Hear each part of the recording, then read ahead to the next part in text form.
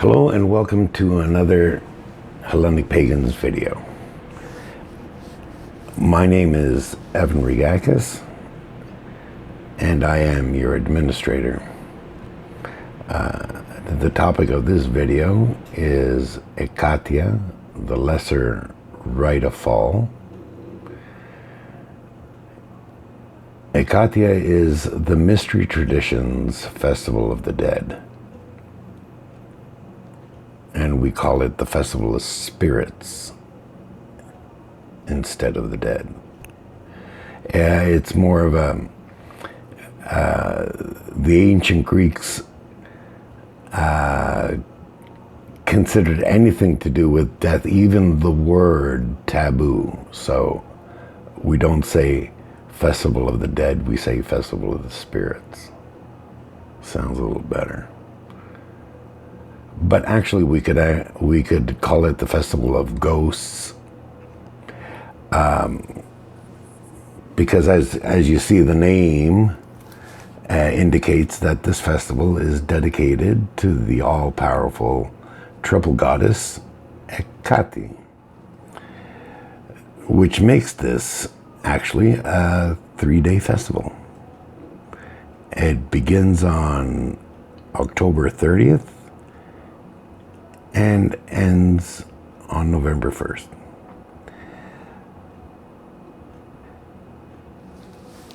You know, the ancient Greeks didn't celebrate the Festival of the Dead at this time of the year, nor was it celebrated only once a year, for instance, you know. So therefore, Ekatia is more of a modern development. It's been developed to have the mystery tradition in sync with other pagan traditions. And that's basically why it was created. So let's get into it. Okay.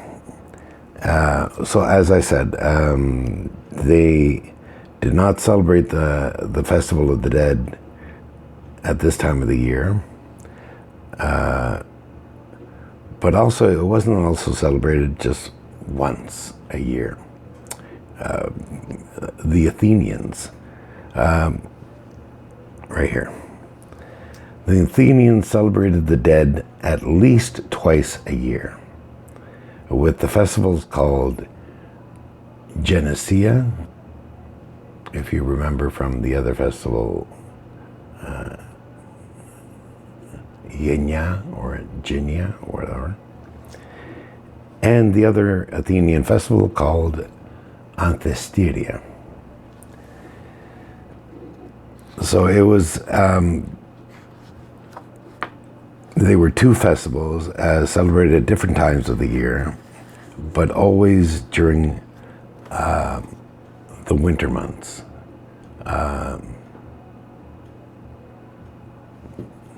Especially with the ending of the military campaigning, you know, which was in fall, first day of fall, or in September sometime.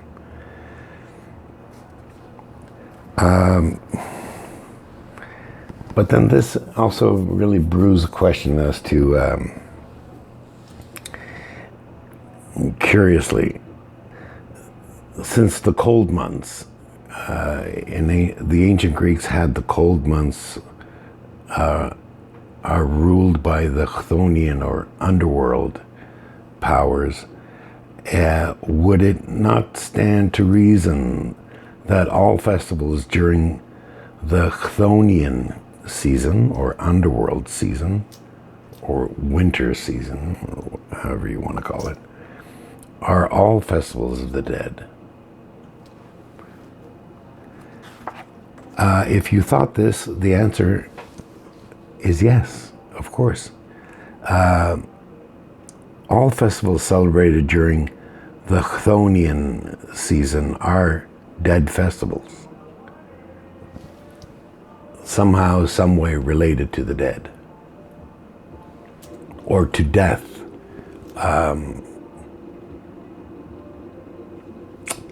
For instance, that's a whole different topic. But for instance, the mysteries at Eleusis were celebrated, at the fall equinox. So that makes them Chthonian. And the mysteries dealt with Persephone, Demeter, and Hades. So it was really all about life and death, the cycle of life and death, or actually specifically death. I'm not going to get really into it because that's let's just stay on topic. Good idea. So, okay. So all the festivals during the Chthonian powers are dead festivals, which means that all the festivals celebrated during the celestial season, or hot months, are living festivals. So, also, since the following festival, Mithya, winter solstice, is the nocturnal wedding of Hades and Persephone, or Kore, it would make this festival the time of the formal engagement part, of which deals with the dressing of the bride, basically. So, besides it being dedicated to Ekatia, we also designate this the time that Hades and Persephone got engaged formally. So, we get right into it. So the first day of Ekatia, which is October 30th, is called All Mother's Day. On this day, we honor Ekatia as the nocturnal All Mother. In fact, Ekatia is really, some traditions believe that Ekatia is the Chthonian counterpart of Demeter. Demeter is above the earth, sort of thing, celestial, let's say. And Ekatia is Chthonian. Her first, before she was ordained by Zeus himself and all this, she was a mother goddess. And so we celebrate her as the Chthonian All Mother. We honor Ekatia on this day by singing an invocation of the triple goddess. Some of us will use just the Orphic hymn and sing that, or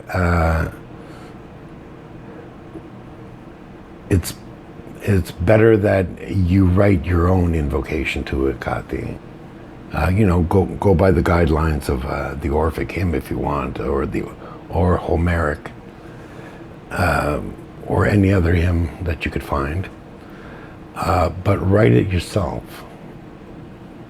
A good invocation, something that you'd be comfortable with. Doesn't matter if anybody else likes it or not.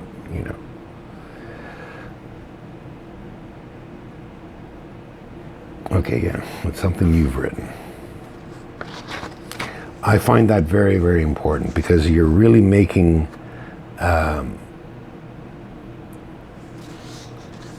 the festival yours. You know what I mean? the invocation, you're making it yours. It's not something you're just repeating, you know. When you read that, you say, your mind will be saying, I wrote that. Trust me, it's important. Okay. So we sing as we make a threefold mask. I'm not going to get into how to make a threefold mask. I'm going to leave that to your ingenuity. But a mask doesn't have to be of a face. Clue. Oh, a clue. Okay.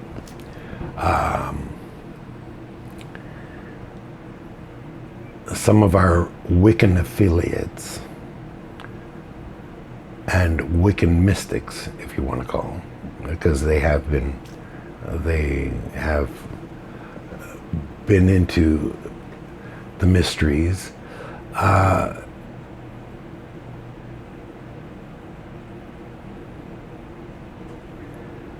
They have actually made a mask that is simply what we consider the symbol of Ekatia, which is a full moon and a crescent moon on either side. They put 2 holes, you know, for the eye. Okay, so I thought that was very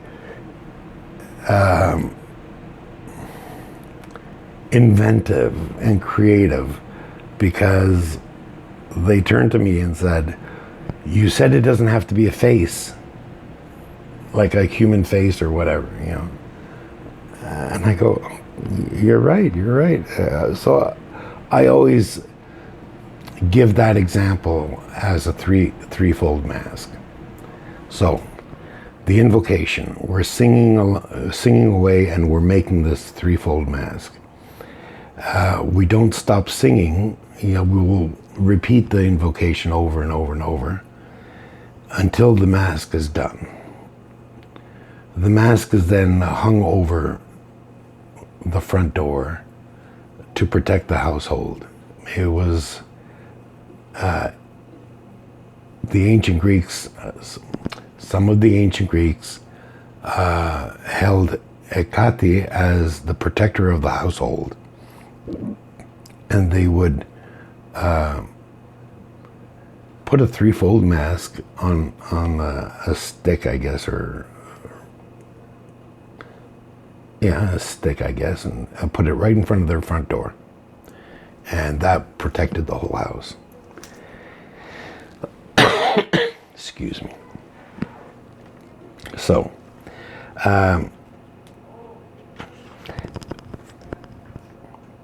like I said, the Greeks were very, very, very cautious when it came to death and Hades and the dead and everything like that. So when they said that Ekatia, who is the goddess of ghosts, protects their household, it means that she protects them from dead people, ghosts coming in and, you know, disturbing the peace and scaring the shit out of them and stuff like that. Okay. Yeah. But actually, it was very important. They were very superstitious, so they had all sorts of things to protect them from the evil eye, which they called miasma, from other people's dead, you know, the wandering spirits, all stuff like that. So that was really the origins of the mask. Today we do this out of tradition rather than the belief that this threefold mask is going to protect us from ghosts.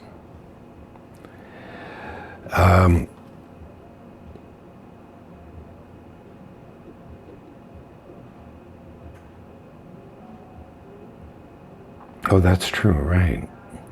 So since we call this All Mother's Day, some have taken it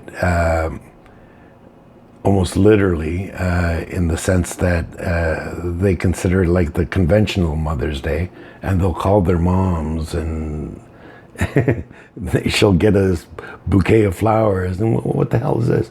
It's for Mother's Day. Mother's Day is not until May. No. That was real funny. For me, okay? For me. Relax. So, the second day of Ekatia is October 31st, of course, and it's called All Brides Day. On this day, we celebrate the engagement of Hades and Corey. We call her Corey before she marries Hades because Persephone is the name she took on after they were married as the queen of the underworld. So we celebrate the engagement by dressing the bride, which means we dress up and hold a costume ball. Since this is Halloween as well, it allows our little ones to be able to mix in with, others that might not be doing the same thing we're doing, but they're dressed up too, so it's called blending in and not making a fuss. Okay. The third day of Ekatia is November 1st, and it's called Remembrance Day. On this day, we remember and honor our dead. We do this in many different ways, depending upon personal circumstances. Most commonly, we have a gathering of friends and family in the evening to celebrate the dead. There is a short or brief ritual to begin and set the purpose of the celebration. The ritual consists of lighting a candle, naming your dead with libation. We'd gather, everybody would gather around a large table, and we would have brought a candle with us, and we would light our candle and have a jug of libation and name our dead, Very, very, very, it can get emotional sometimes, so be prepared. Another way that we celebrate remembrance is for a solitary practitioner. On this day, the solitary would bake a cake in the name of his or her dead, keep a piece of the cake for yourself to eat in their name, of course, then share the rest with neighbors and strangers. Questions at the end. Another way is to visit the graves where you would pour libation, light a candle, and leave offerings of cake or flowers or whatever you want. The point of the day is to do something to remember and honor your dead. So those are the three days in a nutshell.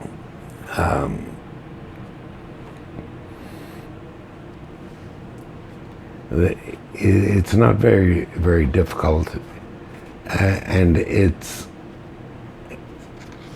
really set for people to personalize.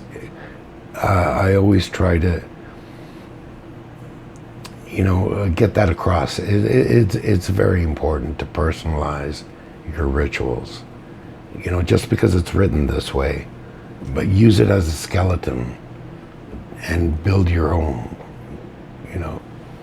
That way you're going to have greater success, a much deeper understanding, and your senses will open up.